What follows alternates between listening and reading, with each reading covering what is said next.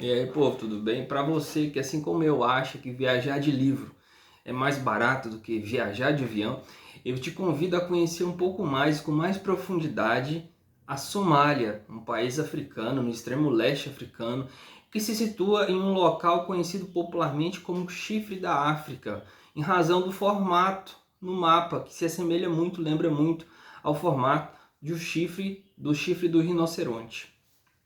Estou falando de O Pomar das Almas Perdidas, da Somali Nadifa Mohamed. Bom, sigo essa ideia de ler o livro mais lembrado de cada país, e quando o assunto é Somália, a Nadifa sempre é lembrada. Ela nasceu na Somália, só que depois foi fazer seus estudos em Londres. E depois disso, ela publicou outros romances, mas esse aqui é o principal, mais lembrado, mais popular dela. No Pomar das Almas Perdidas, O Pomar das Almas Perdidas. Bom, contexto. O contexto é a terra natal da Nadifa, é Somália, mais precisamente o norte da Somália, em 1987. É nessa época, nesse recorte histórico, em que se passa o enredo. O que acontece nessa época naquele país?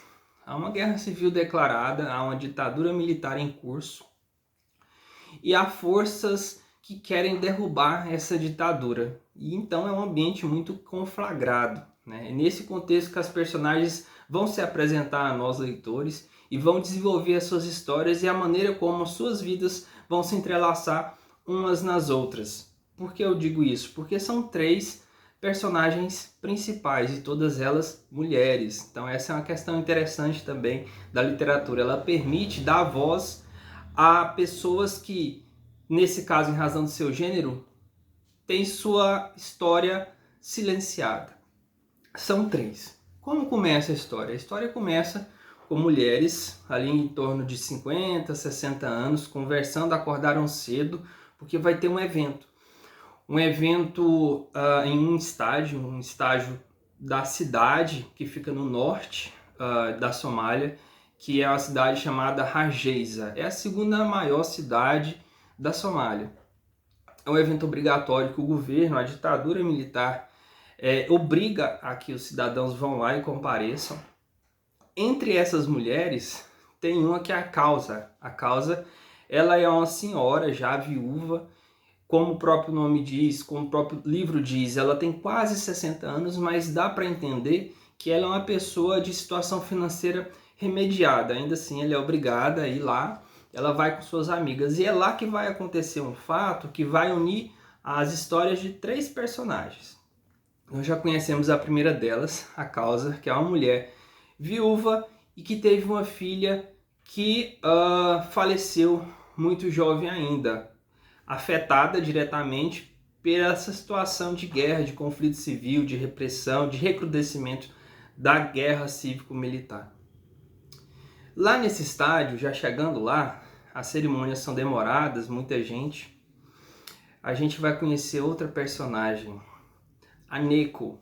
A Neko é uma criança de 9 anos, é uma criança órfã, refugiada, vive em um local onde os refugiados ficam, e ela vai lá se apresentar nesse estádio, movida por uma promessa de que se ela se apresentasse junto com outras crianças refugiadas, vindas do campo de refugiados, ela ganharia um sapato, tamanha a pobreza daquele lugar.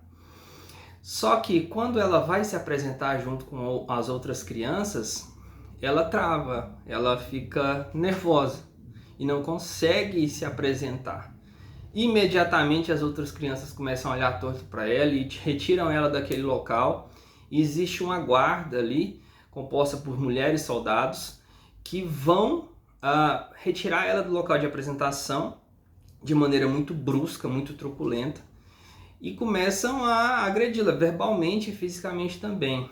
A Causa, que é aquela senhora, se sensibiliza com aquela situação, talvez porque a sua única filha, a Rodan, estava morta, né? Ela se sensibiliza com aquela criança que lembra muito a filha dela e vai até esses soldados questionar por que daquela violência toda, afinal de contas é só uma criança. E nesse contexto ela conhece a terceira protagonista da nossa história, que é a Fil San, que é uma soldado com cerca de 30 anos de idade. Nessa situação, a criança foge. A Neko foge dessa perseguição, dessa agressão, aproveitando-se de que a causa foi intervir em seu favor, ela foge e passa a se tornar, a partir daí, uma criança de rua. A causa, como ela provocou aquela situação e é um contexto de repressão, ela é levada para a delegacia e lá ela vai ser interrogada e, na sequência, agredida pela Fil San, que é essa soldado. Esse é o fato inicial que vai ligar essas três personagens. São mulheres em momentos diferentes da vida. A Neko tem 9 anos, que é a criança de rua. A Fil San é uma soldado de quase 30 anos que almeja crescer na carreira militar para agradar o pai, para agradar a si mesma. E a causa já é uma senhora viúva com quase 60 anos. Na delegacia vai acontecer uma situação, uma violência que vai trazer prejuízo para a causa o resto de sua vida. E tudo num contexto de guerra cívico-militar. Outra questão interessante que a gente conhece a partir daqui são aspectos culturais daquele país. Pelo menos uma coisa que me chocou bastante é o fato de que fala-se na mutilação feminina, quando a criança, a menina, deixa de ser menina e entra na puberdade, né? Que é a circuncisão feminina, vulgarmente conhecida assim. É uma coisa muito impactante e é cultural daquela região e que é uma mutilação da genitália feminina, né? Isso é vivenciado a partir das experiências e das memórias da causa. Então, depois que acontece essa situação, cada uma das três se afasta. Se afasta porque é um contexto de guerra, a Neko vai virar uma menina de rua, vai depois ser acolhida por prostitutas lá daquela cidade de Hargeisa. A causa vai vendo que a guerra vai recrudescendo e as amigas dela vão fugir, ela vai ficar praticamente sozinha. E a Fil San vai sofrer também por ser mulher num ambiente machista, de uma cultura machista. Ela vai perceber que para crescer ela vai ter que ceder a alguns impulsos masculinos, que são crimes, são assédios, né? Então, são mulheres em situações diferentes, mas que todas sofrem por ser mulher, cada uma no seu contexto específico. Tem uma parte aqui, o que acontece, né? A gente vai conhecer a vida de cada uma delas. Está acontecendo a guerra, mas tem 3 partes e cada parte a gente volta através das memórias, então a narrativa vai oscilar entre o tempo presente e o passado. Então primeiro a gente vai conhecer a história da causa, depois a gente vai conhecer a história de Neko, depois de Fil San. As histórias elas vão oscilando entre passado e presente e nos vão sendo apresentadas as histórias de vida de cada uma delas. Além disso, a gente conhece um pouco da cultura somali.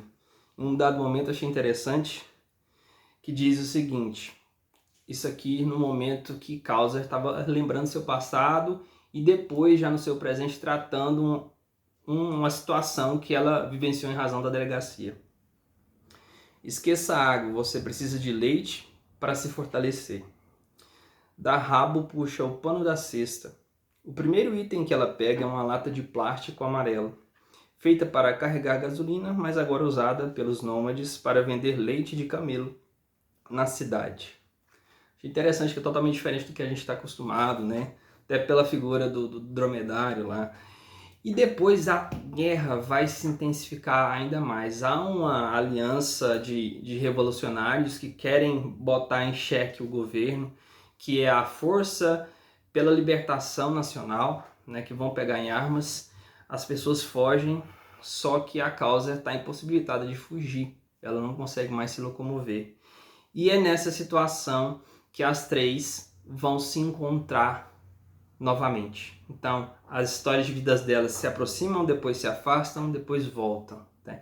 E nesse momento dessa volta, que muito embora seja muito triste, é muito poético também o desfecho que essa história vai ter no final das contas. Também muito bonito é o fato da Neko ser uma criança de rua muito pobre, muito miserável, quando boa parte da população, quem tem condição foge, ela consegue entrar numa casa de gente mais abastada. E ela começa a ter contato com coisas que ela nunca viu na vida, que nunca teve acesso, como doces, como uma cama confortável para dormir.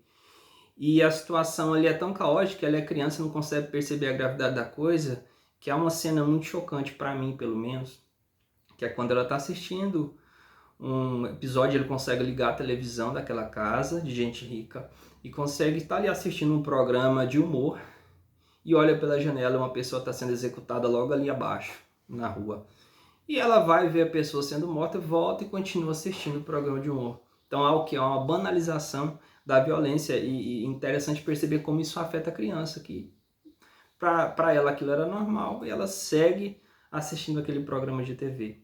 Então muito forte, né? Essa história ela é muito forte, ela vai ligar essas três personagens, mas ao mesmo tempo também é muito rica, né? É muito interessante vê-la. Então, por isso e por outros, para descobrir por que se chama O Pomar das Almas Perdidas, né? Não vou estragar a surpresa, leia esse grande livro de Nadifa Mohamed.